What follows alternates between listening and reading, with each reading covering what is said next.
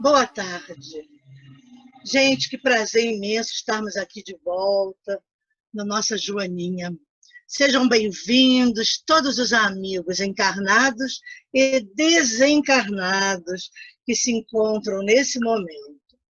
Hoje, o tema de Desperte Seja Feliz é diante da luta, que Joana nos fala o seguinte: toda a vida é um processo ininterrupto de ação. Essa ação é luta permanente, produzindo novos biótipos, valores novos, realizações especiais. Nas esferas orgânicas, é a luta constante da sobrevivência, na qual as espécies mais fracas e abundantes cedem lugar às mais fortes e vorazes. Luta é, portanto, sinônimo de vida. A ascensão dos espíritos resulta da incessante luta contra as paixões primitivas em predomínio, que a razão e a intuição inspiram combater mediante os expressivos recursos do amor, do trabalho, da abnegação e da vivência das virtudes. À medida que despertes para a autoiluminação, procure identificar-se com o fluxo divino das ideias-ações, lutando contra as tendências inferiores e transformando-as em aspirações libertadoras. A corrente vibratória do bem estimula o progresso, capacita para a harmonia e posiciona para a glória imortal. Luta é bênção. Sem ela, a vida periclita e degenera. E no final, a Joana nos lembra só de uma coisa importantíssima. É necessário lutar em paz, alegremente, sabendo que os bons espíritos estarão lutando ao teu lado em nome do lutador incessante Jesus, que até hoje não descansa nem desanima, embora permanecendo conosco. Luta, pois, com entusiasmo, renovando as tuas energias antes que as exaurindo, para que longos, profícuos e abençoados sejam os teus dias na face da terra, quando terminar a tua oportunidade de serviço e de luta. Graças a Deus. Então, a Joana hoje está nos convidando, com Jesus, para lutarmos, não desanimarmos, seguirmos em frente, para que possamos vencer com Jesus as batalhas da vida, não é? Todas essas questões que estamos passando no momento. Hoje, para mim, é uma tarde muito bonita, muito prazerosa, mas também um pouco triste.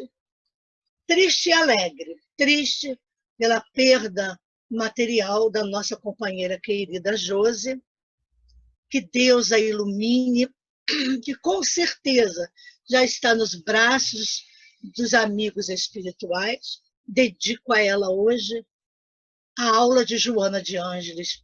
Ela participava das aulas logo nos primeiros encontros e ela gostava muito. Então, uma homenagem à nossa querida Josi. A aula de hoje é para você, querida amiga, e que vai chegar até você, com certeza, depois que você despertar, e aí você vai ter o prazer de ouvir as aulas de Joana aí, na espiritualidade maior. E assim, elevando os nossos pensamentos a Deus, a Jesus, pedimos nesse momento, Senhor, as suas bênçãos, que os nossos amigos espirituais, esses companheiros de luta do dia a dia, possam nos abençoar, fortalecendo em nós, Senhor, a fé, a esperança e a caridade. Pedimos a Francisco de Assis e toda a sua falange de franciscanos que nos assistam.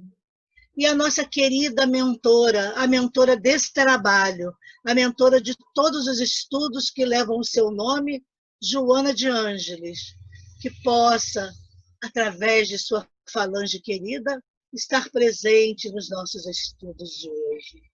E assim, em nome de Deus, damos por iniciado a nossa aula da tarde de hoje, dizendo todos, graças a Deus. Bem, mais um dia que nós vamos dar continuidade ao livro Ser Consciente. Nós vamos estudar hoje 2 temas muito interessantes, que é do subtítulo que nós já tínhamos falado, já tínhamos começado, que é aquele que nós já falamos, qual o nome aqui, meu Deus, às vezes eu me embolo toda com essas páginas. É sobre a pessoa, e Joana vai falando dos comportamentos, dos fatores de desequilíbrio. Então, hoje ela vai falar, nós vamos falar, porque ela já falou, né, porque está escrito, sobre o amor e a angústia.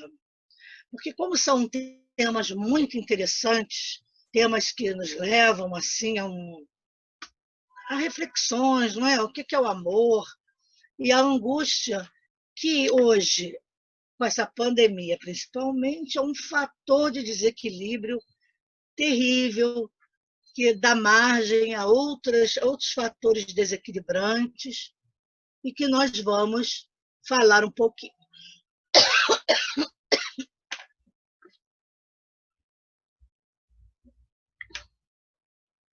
Então, nós vamos falar sobre o amor, que é o primeiro fator desequilibrante. Aí vocês vão me perguntar, eu me perguntei isso. O amor é fator desequilibrante? Que amor é esse, não é? Se o amor é tudo na vida da gente, Jesus nos ensinou isso, que o amor é a razão de ser, é através do amor que nós evoluímos, que crescemos. Aí a gente vai ler Joana, ela diz o seguinte, aí eu vou traduzir esse amor. Confundidas as sensações imediatas do prazer com as emoções emuladoras do progresso moral, o amor constitui o grande demolidor das estruturas celulares pela força dos desejos de que se faz portador. Aí eu parei para pensar. Se o amor, ela coloca até em negrito, né, em itálico, porque ela está falando do amor ou do amor. Aqui, quando ela diz que ele constitui, sendo o grande demolidor das estruturas celulares, pela força dos desejos de que se faz portador, nós nos reportamos a um outro sentimento muito parecido do amor, que é a paixão.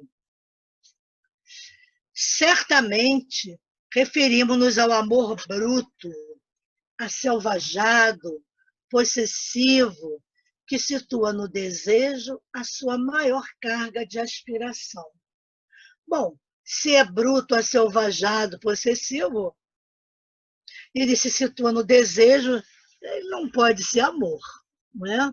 O amor tem qualidade, a gente leu isso semana passada em Vida Feliz, que o amor traz tranquilidade, paz, o amor é gostoso, né? Ele é suave. Então, ele não traz assim como fonte o desejo. Porque quando a gente fala de desejo, a gente, né, logo pensa no desejo sexual, o desejo carnal. E a paixão, ela tem uma conotação negativa. Talvez tenha sido por isso que a Joana não colocou paixão no lugar do amor, porque a paixão tem uma conotação negativa. Mas a paixão, ela pode ser boa e ela pode ser muito má, muito ruim, pelo comportamento que ela suscita em nós. Quando ela diz, certamente referimos-nos ao amor bruto, né, ao desejo, ela diz que ocultando frustrações pertinazes e gerando mecanismos de transferência neurótica, as personalidades atormentadas aferram-se ao amor-desejo, ao amor-sexo, ao amor-posse, ao amor-ambição, deixando-se consumir pelos vapores da perturbação que a insistência mental insensata do gozo desenvolve em forma de incêndio voraz.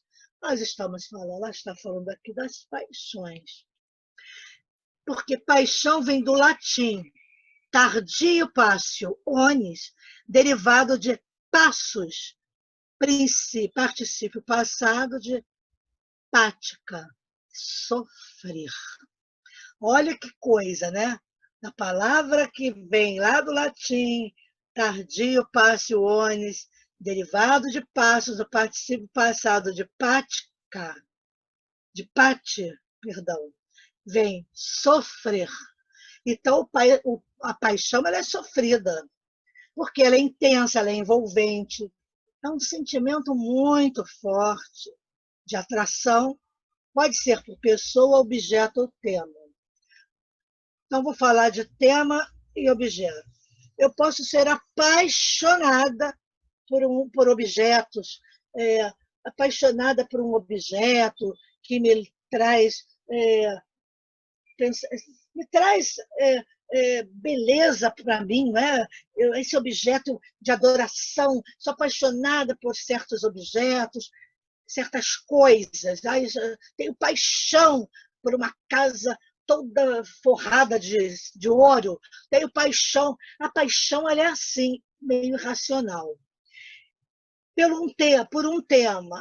Eu sou apaixonada pelo espiritismo, ou pelo catolicismo, ou pelo budismo, seja lá qual for a religião, qualquer segmento religioso, a gente pode virar o quê? Fanatismo. Porque a paixão leva a um extremo, e que não é bom, que não é legal, não é assim para nós, porque nos faz sofrer. A paixão pelo outro,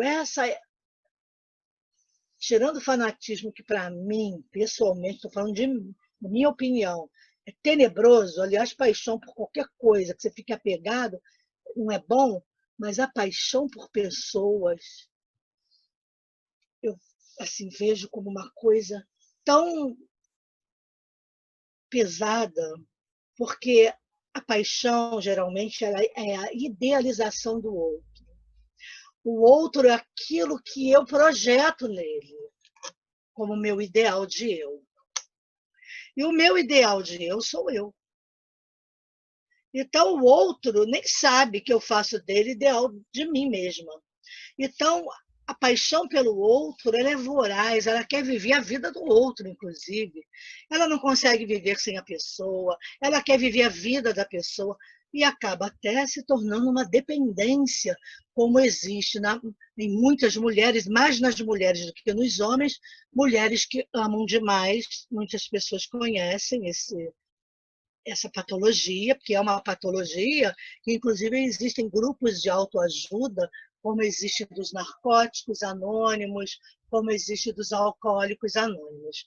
Então, existe também grupos de autoajuda de mulheres que amam demais. O que acontece? Elas têm abstinência, têm que fazer tratamento psiquiátrico, inclusive, porque vira realmente um transtorno mental. Então, para a gente ver a que grau de desequilíbrio pode levar a uma paixão, a você colocar no outro todas as suas idealizações. E isso acaba com qualquer relacionamento de filho, de mãe, de marido principalmente, né, do lado afetivo, e de filho também, porque existem mulheres, mães, que são apaixonadas pelos filhos e fazem qualquer coisa, quer viver a vida por eles, não querem nem que eles sofram, que eles passem por nenhuma perturbação, porque elas querem fazer tudo por ele. É uma espécie também de um fanatismo, de uma paixão mesmo, é uma coisa, né, aquela pessoa grudenta, que, nossa, parece um carrapato. Agarrou ali, não sai mais. Então, a gente tem que ter muito cuidado para a gente não confundir o amor. Que o amor é renúncia. O amor é capaz de aceitar amar sem ser amado. Mas não no sentido de sacrifício, não. eu amo você, mas não me ama, aí eu encontro você com uma outra pessoa que está fazendo bem a você, eu desejo de todo o meu coração e de todo o meu amor que você seja feliz. Que essa pessoa traga para você aquilo que você não pôde ver em mim. E isso é amar de verdade, é desejar ao ser amado todo o bem do mundo, não necessariamente comigo. Então, o amor, ele é sublime. E aí a gente vai chegar no Cristo, porque é um amor universal, diferente do nosso, que ainda não temos essa universalidade desse sentimento de amor, porque nós estamos ainda misturando amor com paixão, né? A gente ainda se apaixona mais do que ama, então a gente confunde esses dois sentimentos. Mas o amor, ele é sublime, ele descansa a nossa mente, não existe ciúmes no amor, existe confiança total no amor, existe segurança no amor, existe empatia no amor. Então fica muito difícil, quem pensar bem, fica muito difícil confundir as duas coisas. Tudo que é exagerado, tudo que passa da medida do que é o mais tranquilo, do que faz bem, não é amor. O amor é puro amor. Não tem outra definição para o amor, é puro amor. E nós, na verdade, não compreendemos muito quando existem casais que se amam, vivem juntos 40, 50 anos, de puro companheirismo, cumplicidade, parceria, caminham juntos, lado a lado. Nenhum na frente, nem outro atrás, nada disso. Não existe diferença. Os dois caminham juntos, até ficarem velhinhos. Por quê? Porque ali já não existe mais paixão. Pode começar por uma paixão? Pode. Né? Você se apaixona e pode se transformar em amor? Pode, claro. Isso pode acontecer e acontece muito. Porque o amor é construído. O amor é uma construção. Então, você não ama de cara. Ah, estou perdidamente. Nossa, é a mulher da minha vida. Não sei. Nós somos atraídos pela paixão, porque nós somos atraídos pelo lado oposto, pelo sexo, pela carne ainda. Não que isso seja errado, não tem certo nem errado. A gente só não pode ficar aí estacionado. Mas a gente se apaixona pela aparência. Nossa, ele faz o meu gênero. Ah, ela faz o meu gênero. Ela é loura. Não, ela é morena. Ela é negra. Ah, ela é asiática. Depende, tem homens que gostam de escolher tipos e nós mulheres também. Todo mundo tem assim um perfil mais ou menos que gosta, né? A gente sabe que é assim, não vamos ficar mentindo, e é verdade. Depois que a gente começa realmente a se relacionar com a pessoa, vai conhecendo melhor, a gente vai começando a conhecer um pouco do interior dessa pessoa, da essência, um pouco, porque a gente leva uma vida para conhecer, às vezes, a essência de alguém e a gente não conhece. Não é bem dormindo com o inimigo, mas às vezes é, né? Então, a gente encontra no outro coisas em comum, gostos parecidos, tudo muito. Mas às vezes existem outras coisas que não combinam. Então, vai complicando. Mas quando a gente tem uma sintonia que é maior do que coisas que não são, que a gente não tem sintonia, dá para a gente vencer algumas barreiras, conversando, tendo diálogos francos e sinceros, dizendo aquilo que gosta, que não gosta, falando de como você é, de como o outro é, e assim a coisa vai ficando um pouco mais tranquila. O que não pode é a gente tentar vestir uma roupa que não é nossa, alugar uma roupa para fingirmos que somos algo que não, para corresponder ao ideal do outro. E aí há um casamento, né, um consórcio, e nós vamos descobrindo que ninguém pode ficar com uma roupa só o resto da vida. A gente precisa trocar de roupa. A roupa vai ficando poída, não vai lavar, não vai limpar, então você não vai se desvestir da sua roupagem e vai começando a se mostrar como verdadeiramente é. Então, é isso que falta hoje nas relações, um maior conhecimento, que as pessoas possam se conhecer mais quando elas assumem uma família, quando elas pensam em ter filhos. Isso é muito sério. O relacionamento entre duas pessoas é seríssimo. Emmanuel fala isso num livro que ele tem sobre sexo, e não é sexo e destino, não, que esse é do André Luiz.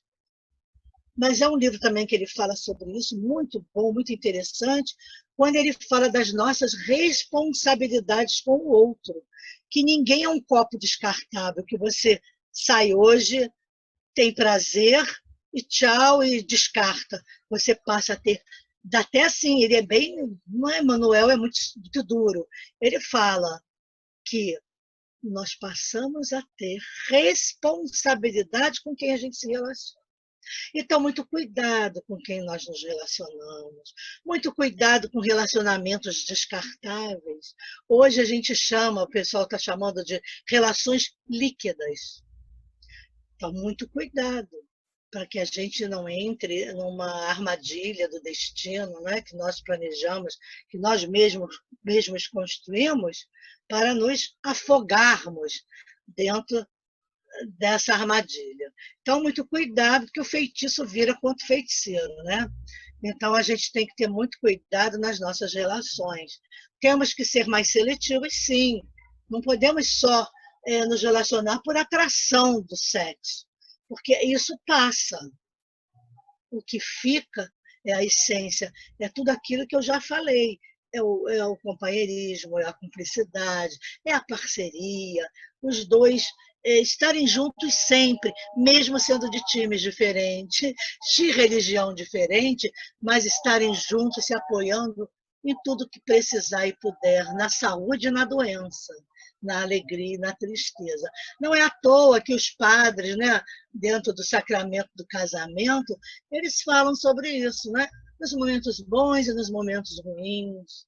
Então, é isso mesmo. Nesse aspecto, esse sacramento está corretíssimo.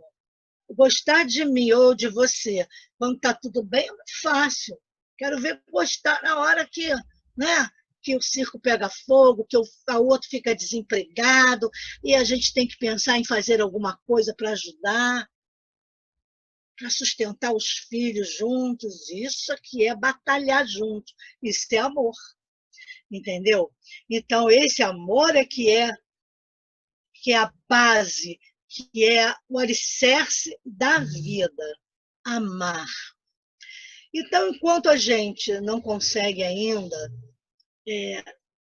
amar nessa plenitude que o Cristo nos ensinou, amar a todos, amar a humanidade, vamos treinando, né? O amor ao próximo, o próximo mesmo, o mais próximo de nós, aos amigos, aos parentes, aos filhos, à família, e também aqueles que começam do social, a gente conhecendo, vamos aprender a amar a todos. E assim a gente vai desenvolvendo esse grande amor universal, que é amar toda a humanidade, amar a natureza, amar os animais, amar a tudo que existe no planeta e fora dele, amar os astros, as estrelas. Isso aqui é amor de verdade. E quando a gente treina, vem um outro fator desequilibrante que se chama angústia. Por que será que a gente vive tão angustiado, não é? Por que será que nesses momentos, nesse tempo, não só de pandemia, mas antes dela, a angústia já é uma queixa em consultórios muito grande, consultórios médicos.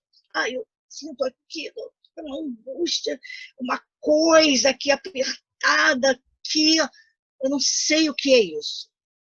Dentro da percepção psicológica, a angústia é caracterizada pela mudança de humor, perda de paz interior, dor, insegurança, ressentimento,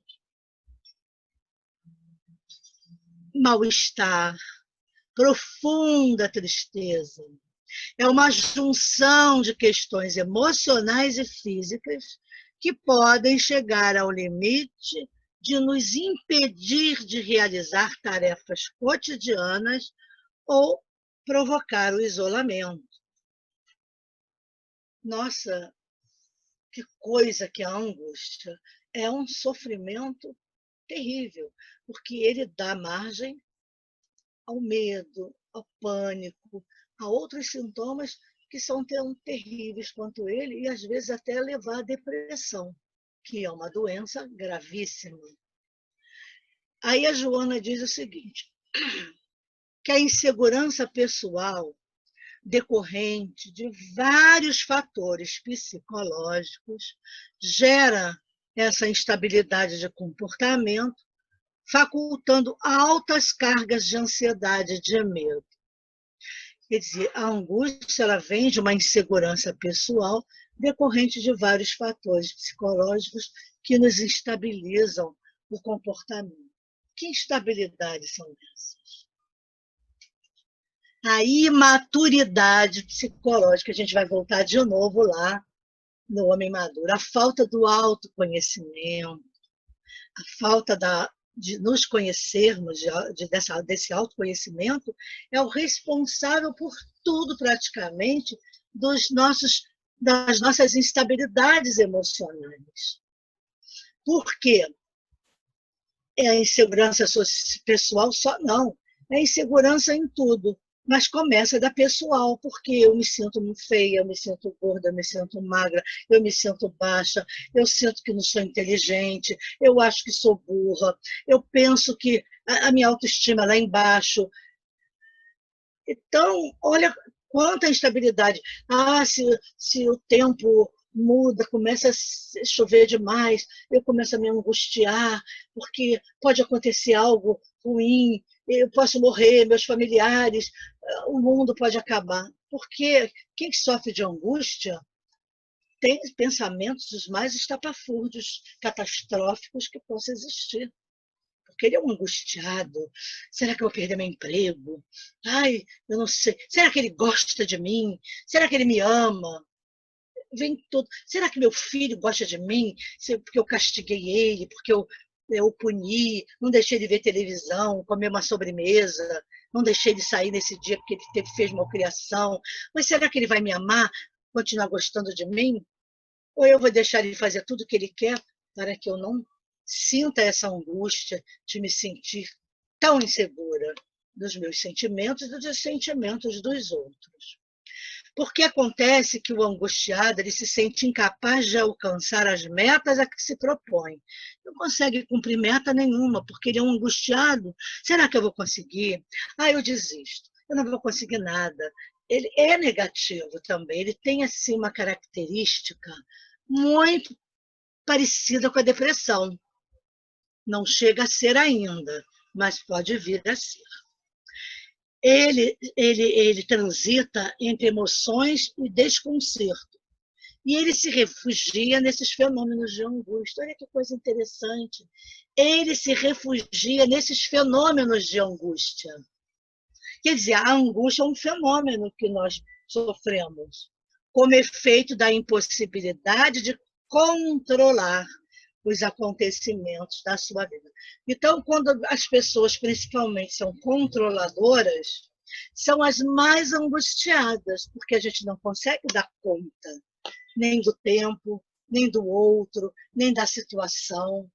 O controlador ele é terrível. Ele vive angustiado porque ele não dá conta, ele quer que o tempo, que a vida seja como ele quer, para ele ter um pouco de paz. Só tem sossego se ele conseguir controlar as pessoas, as coisas. E isso é impossível, porque existem coisas incontroláveis. O tempo, por exemplo, é o maior fator de desequilíbrio para o angustiado, é o tempo, porque ele acha que ele deve controlar o tempo para que dê tempo dele fazer tudo aquilo que ele quer, mas ele não consegue cumprir porque ele culpa o tempo por ele não conseguir cumprir suas metas. Olha a inconsistência e incoerência desse pensamento. E aí ela diz o seguinte, Enquanto transite nos primeiros níveis de consciência, a carência de lucidez dos objetivos essenciais da vida levá-lo-á a incertezas, porquanto as suas serão as buscas dos prazeres, sentindo-se fracassado quando não alcança esses patamares transitórios equivocados em relação à felicidade. Então, tem que ter angústia, né? O cara busca só o prazer, aspirações egoístas, só pensa nele, da promoção da sua personalidade. Ele não alcança isso. Então, ele se sente fracassado, mas ele tem os objetivos transitórios, equivocados em relação à busca da sua felicidade. E que a felicidade verdadeira não consiste nem em ter dinheiro, nem ser uma pessoa desconhecida, anônima. Não existe. A felicidade é um estado de ser, ela é um sentimento. A felicidade não é ter, é ser. Então, há um grande engano aí do angustiado. Mas quando a gente está falando de angústia aqui, é fator desequilibrante, quando ela diz, então já é uma patologia, porque se desequilibra não é bom.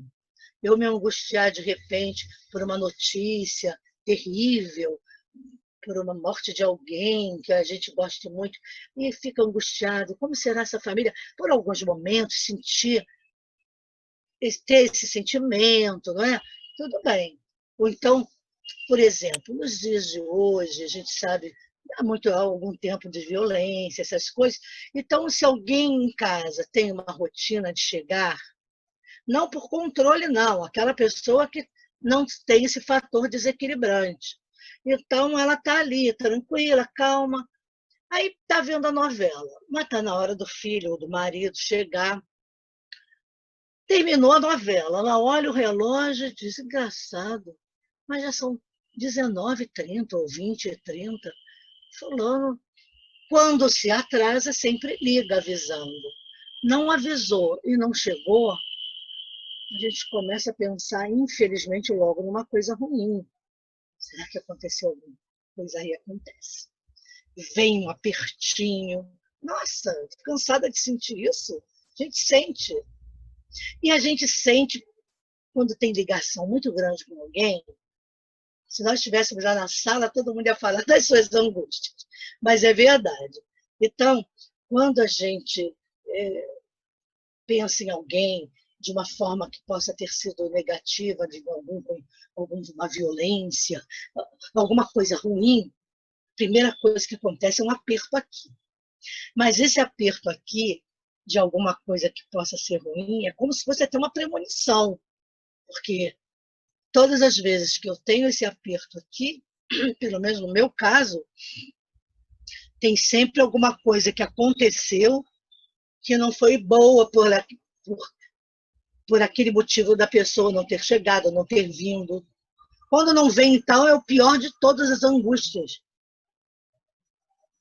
Que a pessoa, dependendo do caso, sempre pode dar um telefonema, sempre avisar. Hoje nós temos o celular, passa um zap, mas quando a pessoa não fica muda e queda lá no seu canto, sei lá onde, de atraso, a gente começa a sentir um aperto. Mas tem gente que se angustia justamente por esses patamares transitórios, que são os prazeres materiais, e principalmente eu penso no seu egoísmo, que esse é um sentimento realmente que traz muita angústia para o egoísta. Então, o que acontece com isso? Ela diz que isso tudo aí nos aprisionam em errôneos conceitos sobre a planificação do eu. Claro, que ele confunde com as ambições do ego. Pensa que ter é de ter relevante importância, deixando de ser iluminado, portanto, superior aos condicionamentos e pressões perturbadoras. Então, veja bem, eu fico aprisionada, não é, nesses conceitos errôneos sobre a planificação do meu eu interior, né, do meu espírito, da minha alma. E eu fico dando, permitindo, né, dando margem ao meu ego, às ambições do meu ego inflado, ao meu ego vaidoso.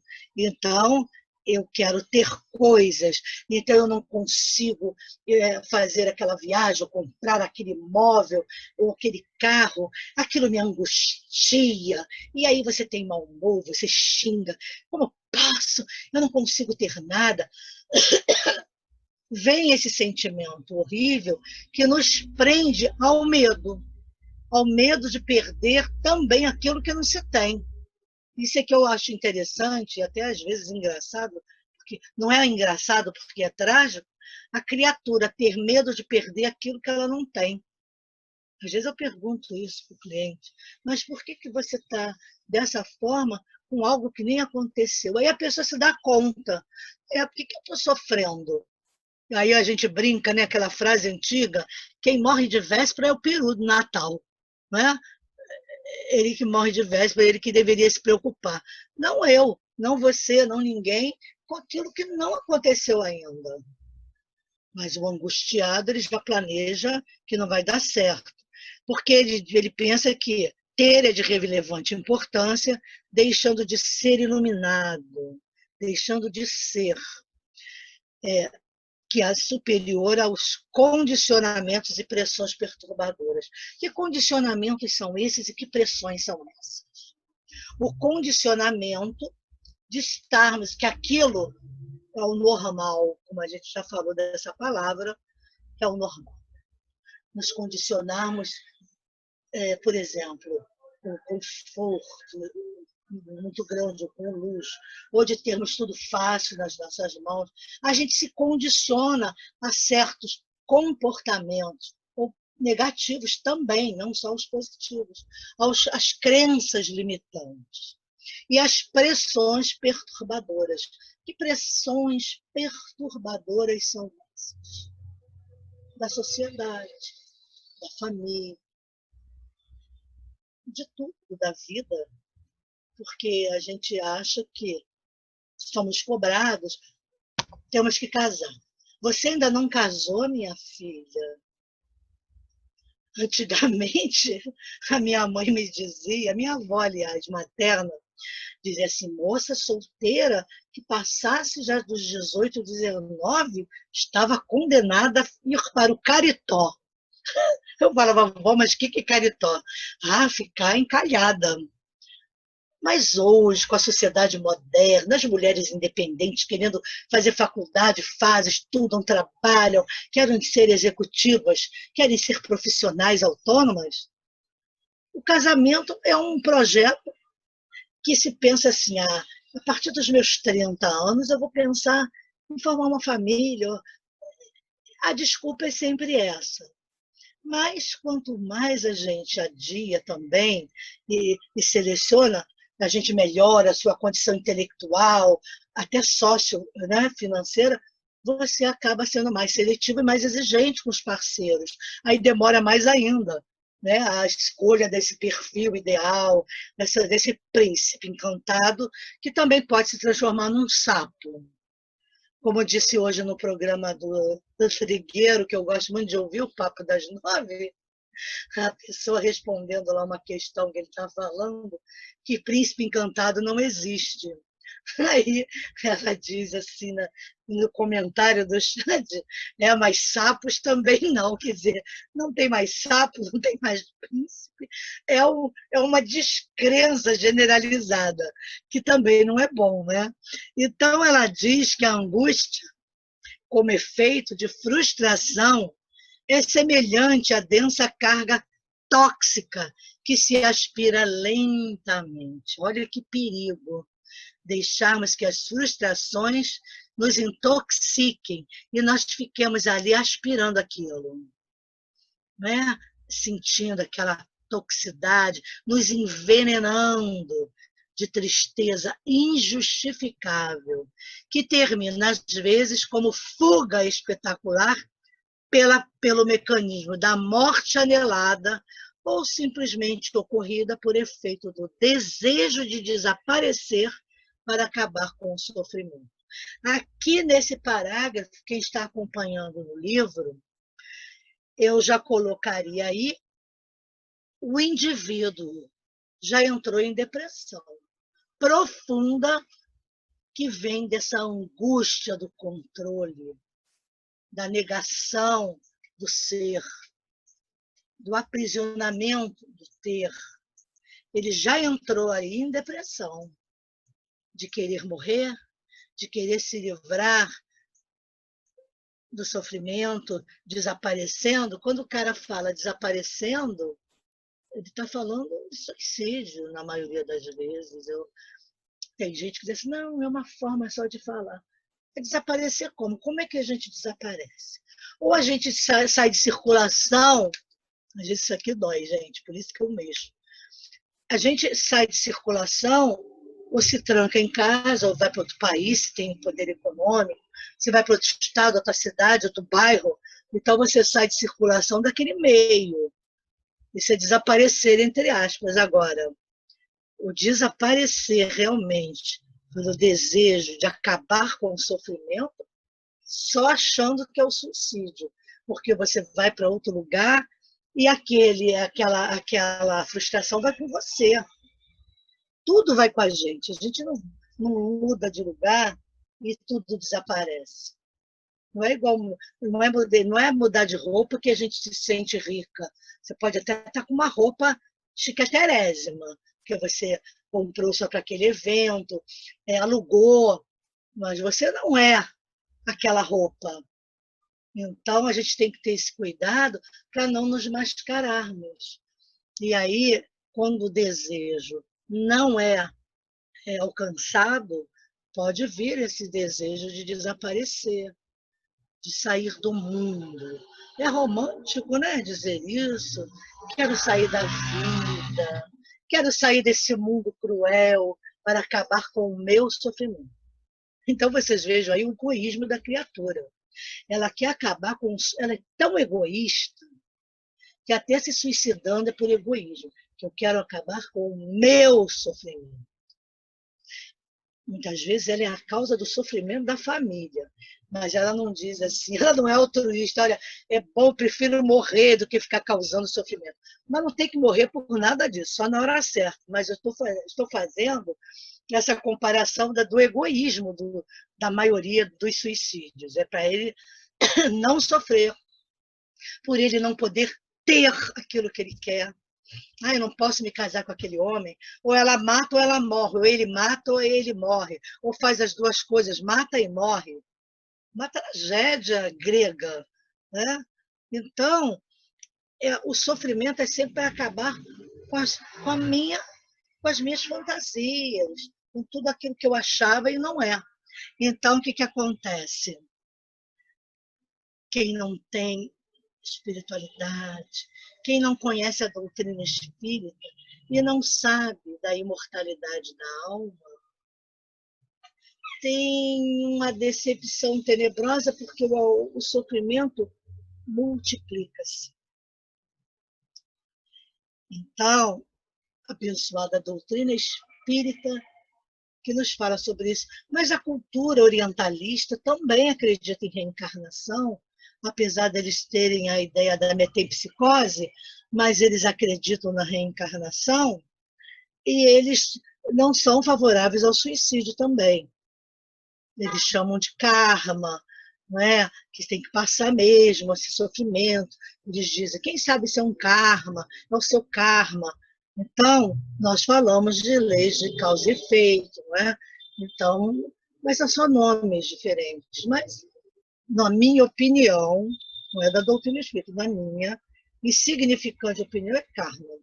É o karma, porque a lei de causa e efeito, perfeito. Mas aí a gente fala já vulgarmente, um karma, né, que a gente está passando, ou de expiação, né, ou de algo que é uma prova, uma expiação Aí a gente vulgarmente chama de karma. Mas não, é lei de causa e efeito que nós teremos que passar para que a gente cresça, evolua com um aprendizado. É considerado hoje, a Joana fala disso, e eu aprendi com ela muito, aprendo até agora, até hoje, é que é experiência. É motivo de experiência, de crescimento. Então, vamos olhar o sofrimento com outro olhar.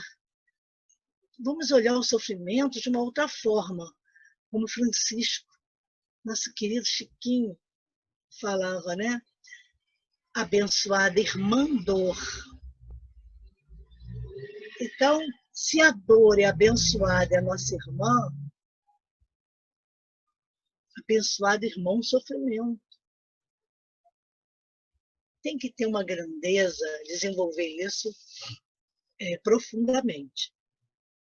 Ela diz que normalmente nos casos de angústia cultivada, tem gente que cultiva, estão em jogo os mecanismos masoquistas que, facultando prazer pela dor, tentam inverter a ordem dos fenômenos psicológicos, mantendo o estado perturbador que no paciente assume características de normalidade.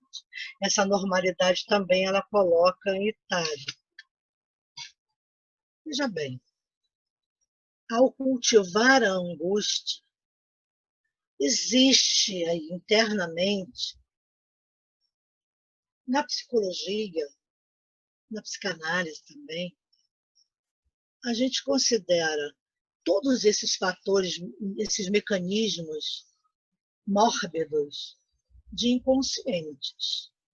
Porque aquele que sofre e chora porque está sofrendo, apesar dele gozar na dor, é meio perverso, isso vai bem para a psicanálise.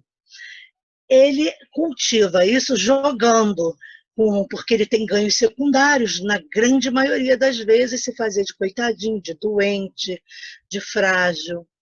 Então, ele inverte a ordem do fenômeno psicológico da angústia, mantendo esse estado perturbador, que parece, minha mãe é assim mesmo, o fulano é assim mesmo, tadinho, ele faz essas tragédias, até para chamar atenção, mas ele vive assim, angustiado.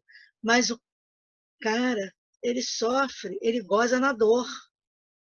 Então, é uma patologia que precisa ser tratada. Então, a pessoa, primeiro, ela tem que se dar conta, por isso que o autoconhecimento é importante. E quando a gente se conhece, a gente não entra nessa roubada de ficar desfazendo de vítima. Né? O masoquismo é a pessoa que inflige dor. Perdão, mentira. O masoquismo é a pessoa que se inflige dor, que gosta de sofrer. Aí já é o sádico, aquele que gosta de infligir dor ao outro, ele goza na dor do outro. E o masoquista goza na sua própria dor. É tudo muito patológico, é tudo muito difícil. Aí a psicanálise fala disso, Freud, que são comportamentos de perversão. São os perversos, os masoquistas, os sádicos, as pessoas que se comprazem na dor sua e na do outro. Então, mas geralmente tem um motivo de sofrimento aí, viu, gente? Sofrimento no gozo da dor é sempre um sofrimento para mascarar uma dor maior, principalmente nas pessoas que se automutilam, que se cortam, que se infligem silícios, tem uma dor maior que ela quer esconder, e a dor patológica, a dor física, ela sufoca a dor psicológica. Quer dizer, é meio confuso isso, tá? Mas é mais ou menos isso. Não dá para explicar muito, porque aí a gente tem que entrar em outros terrenos, mas é isso, vocês podem pesquisar, que é muito interessante. Eu gosto muito dessa abordagem das patologias, então eu estudo muito isso. Mas explicar é complicado, porque a gente sabe que o público é misto, é heterogêneo, e o nosso objetivo não é psicologizar a doutrina espírita, mas é mostrar o lado psicológico profundo que Joana nos traz, das dores humanas, né? De tudo isso que nós passamos. Então, esse é o grande objetivo da Joana, trazer o lado, o aspecto psicológico, para nós compreendermos, para nós entendermos o porquê demoramos tanto no sofrimento, porque há fatores causais patológicos em nós, que já trazemos de outras vidas, são muitas e muitas vidas, e que vamos adoecendo, não cuidamos, não tratamos, e aí nos encontramos como nos encontramos hoje, com doenças psicossomáticas, né? Com patologias gravíssimas e obsessões tenebrosas. Então, ela diz que o recurso para a superação dos estados de angústia é a conquista da autoconfiança, delineamento de valores reais e esforço por adquiri-los, ou recorrendo ao auxílio de um profissional competente. Mas antes disso, ela coloca entre vírgulas o seguinte: o recurso para a superação dos estados de angústia quando não tem um fator psicótico. Pronto. Aí ela já entrou em Lacan. Pouco sei também, nunca nem me aprofundei em estudar, porque eu acho Lacan muito complicado. Eu, assim, não sou lacaniana, nunca estudei Lacan, mas a gente pesquisa, porque ele é psicanalista também, ele é seguidor de Freud. Então, ele era tão se achando freudiano que ele dizia para os seus seguidores, lá, os seus discípulos, né? Aqueles que estudavam, né, as teorias dele, ele dizia, vocês são lacanianos, eu sou freudiano. Então, é uma frase bem interessante dele. Então, o Lacan diz que é verdade, que existe angústia na psicose, pela presença que perturba, que incomoda. E quais são os incômodos que existem na psicose? Isso aí não é Lacan, já. Isso aí é psiquiatria que fala sobre isso, os teóricos também falam, mas a psicose é a presença das alucinações auditivas, das vozes que vivem no real e que faz você sentir a angústia, porque você não sabe se aquilo é verdadeiro, se não é, que voz é essa, que delírio é esse que eu estou tendo, mas isso é verdade? Isso está acontecendo? Aí, quando você se depara com a realidade, o cara entra em tremenda angústia. A gente vê isso nas CAPSes. Quando eu trabalhei um tempo em musicoterapia no IPUB, nós fazíamos um trabalho com os pacientes, não é? Psicóticos, esquizofrênicos, de musicoterapia. Eu fui lá para aprender, eu queria levar isso de modelo para o hospital lá, psiquiátrico lá do Pedro de Alcântara. Então, eu sempre estava buscando novidades para fazer os tratamentos de grupo com os pacientes. Então, existe essa queixa. No final do trabalho de musicoterapia, tem as avaliações. E a maioria, a grande maioria, fala dessa angústia. E aí, como foi para você hoje o nosso trabalho? Ai, eu senti assim, eu sinto muita angústia. Me traz assim, fazer isso, fazer aquilo, porque me confunde muito minha cabeça.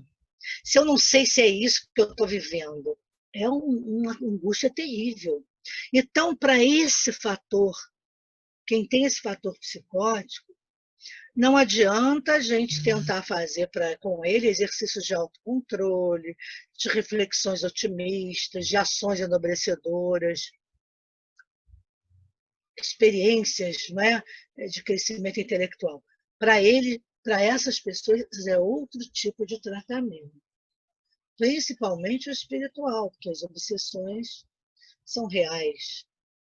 Então, as ocorrências de insucesso devem ser avaliadas como treinamento para outras experiências, recurso-desafio para o crescimento intelectual, aprendizagem de novos métodos de realizações humanas, porque dessas pessoas, tanto com fatores psicóticos como só o angustiado, que Freud chama de neurose, que são as neuroses, a gente tem que ter o auxílio de profissionais competentes. É o psiquiatra, é o psicólogo. Então, esses profissionais é que vão tratar dessas patologias, em conjunto, principalmente. Com o psicótico, trabalhar as atividades da vida diária com o terapeuta ocupacional. Então, existe o serviço social também entra aí. Então, existe uma equipe de multidisciplinaridade para se tratar quando o fator é a psicose. Quando o fator é só a neurose, a angústia, não é a neurose de angústia, você vai para o consultório psicológico e também para o psiquiatra. Então, ela diz, para a gente encerrar esse tema, ela fala dos exercícios de autocontrole. Claro, porque o angustiado ele é um ansioso. Então, trabalhar respiração, trabalhar meditação, trabalhar o autoconhecimento dele para que ele aprenda a se controlar, que ele não pode controlar o mundo, que os acontecimentos acontecem mesmo, é uma redundância, mas os acontecimentos acontecem quando os fatos ocorrem, quando tem que ocorrer, independente, na grande maioria das vezes, independente de nós. Então, as reflexões otimistas, que pode ser uma reflexão otimista? Assistir a uma palestra que deixe na gente um pensamento, ler um bom livro que nos traga reflexões otimistas, ter um filme que tenha um conteúdo educativo, faz com que a gente repense.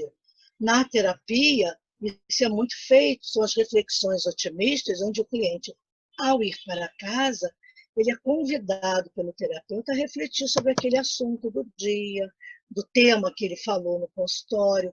Então, ele, na semana seguinte, ele vem e fala muitas vezes, aqueles que realmente levam a sério a terapia falam, pensei muito nisso, pensei muito naquilo que a gente conversou, ele fez assim, já pensar melhor, olha aí, né? Muito legal isso.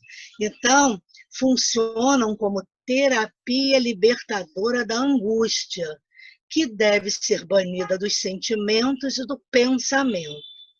A gente sabe que é difícil, é muito difícil controlar os pensamentos e os sentimentos, mas não é impossível se nós seguirmos essas orientações de um trabalho, quando a gente não consegue sozinho, de um trabalho com, como se diz, um trabalho de autoconhecimento. E isso é super importante, muito importante mesmo. Então, vamos passar para a segunda parte hoje do nosso trabalho, que é aquela meditação, aquele trabalho de autocura. E através dessas meditações, desses exercícios, nós vamos treinando e trazendo para o nosso consciente, para a nossa consciência, o nosso curador interno, que todos nós temos. Nós temos um adoecedor e um curador. Adoecedor quando a gente forma, né, as doenças autoimunes, os tumores, as alergias crônicas e as doenças lúpus, as psoríases. Aí somos nós que nós adoecemos o nosso organismo com esses desequilíbrios, com esses fatores desequilibrantes. Mas e o curador interno? Onde é que fica? Onde fica o nosso sábio interno, que nós podemos evocá-lo para trazer para nós, nos ajudar no quê? Na nossa autocura. A autocura hoje é provada pela neurociência, né? Pelas essas questões da física quântica. Mas não é só isso, é através do nosso pensamento. O nosso pensamento é o fator mais importante de cura ou de adoecimento de todos nós. Então, eu vou colocar aquela musiquinha terapêutica que a gente coloca sempre para começarmos né? O barulhinho da água.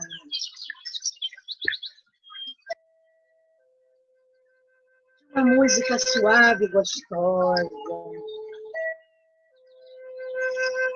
Nós vamos pensar nesse chamado. O chamado do nosso curador interno, da nossa essência boa, que todos temos em nós e está em desenvolvimento. Então, vamos fechar os olhos e procurar respirar profundamente.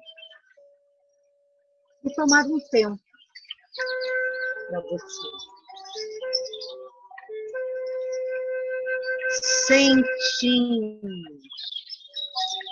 que você vai respirar de uma forma diferente. Quando inspiramos, levamos para dentro de nós coisas boas que o universo tem para nos dar. Um pouco do sol, pássaros cantando, o barulhinho da água correndo, a saúde.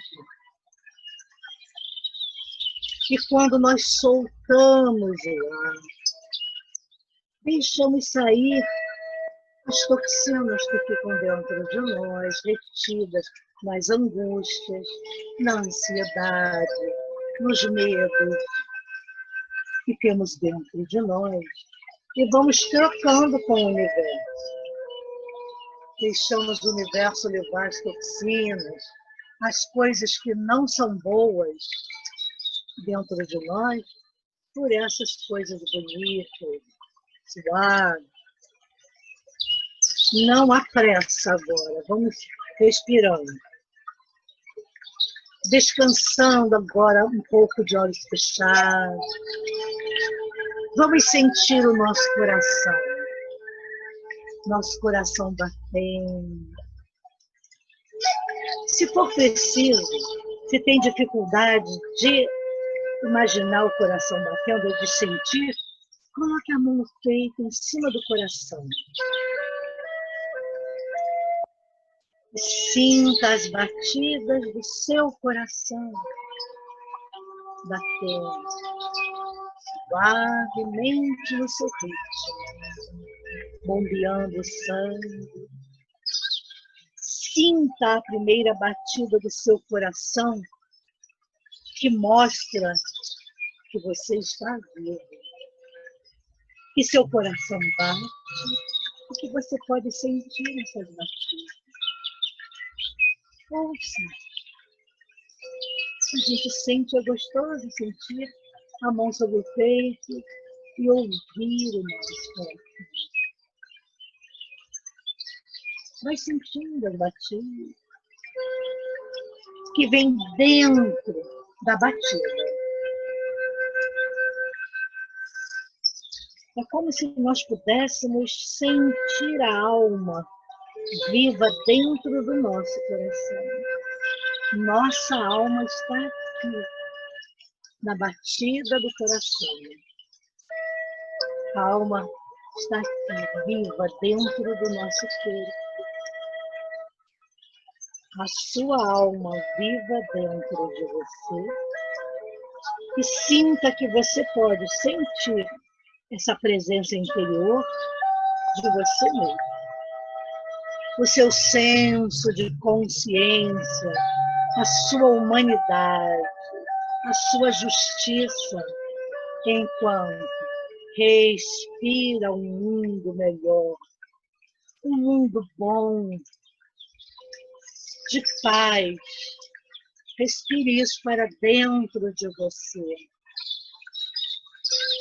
E solte agora o que você tem de bom para a humanidade. Agora é o contrário. Sinta o bom e pegue e sinta esse bom que nós temos para a humanidade. Vamos distribuir isso. Vamos treinar o amor ao próximo.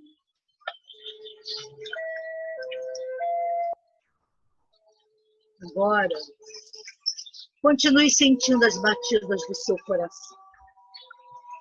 como um chamado. Pare um momento.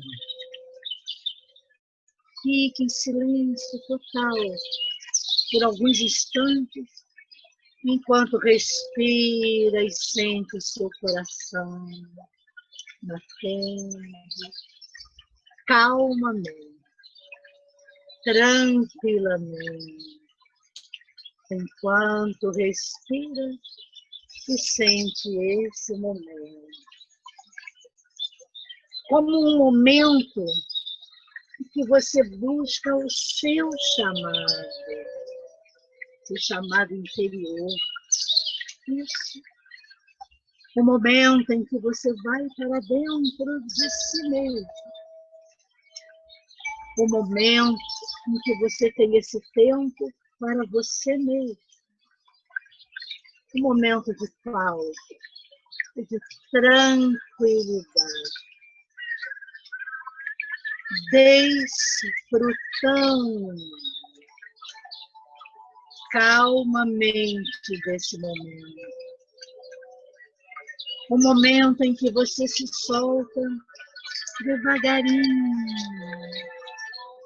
e que deixa seu corpo sentir toda a paz que você precisa sentir, toda a tranquilidade do mundo para se conhecer, para pensar naquilo que você de verdade gosta e que pode fazer por você e pelo outro, pela humanidade. Muito prazer, trazendo qualidade à sua vida, ao seu espírito. Respire protegidamente. Respire profundamente, tomando um fôlego gostoso no seu momento de silêncio. E agora, devagarinho, vá retomando aqui bem alerta, bem disposto, saudavelmente de bem com a vida, para pensar nesses dias, no seu novo comportamento, na tomada de consciência.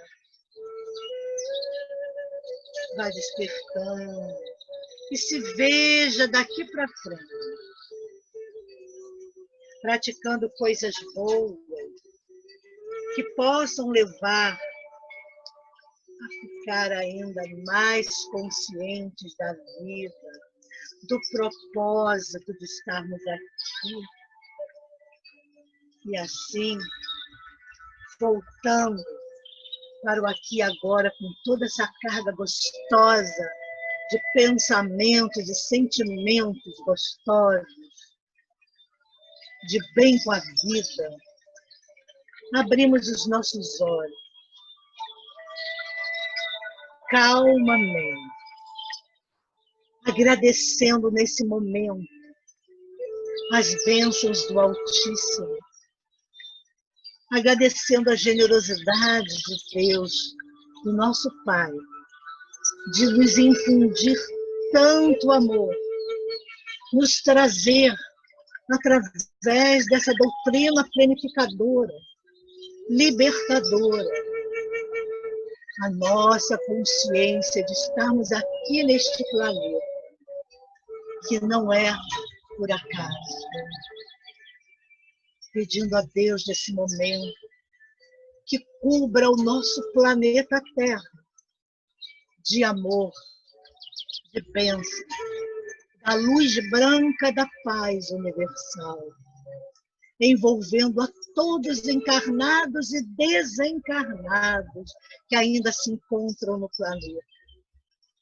Que espíritos de luz, os socorristas do espaço, joguem suas redes magnéticas sobre esses espíritos que ainda estão pululando pelo planeta perdidos, possam ser resgatados e levados para regiões de estudo, de refazimento moral e espiritual. Obrigada, Senhor, mais uma vez, por tudo que estamos recebendo nesse momento. E dá-nos uma semana de paz. Possamos ter coragem de enfrentarmos com a nossa fé todos os desafios que estão ainda por vir. Fica conosco, Senhor. É tão bom estar contigo. Graças a Deus.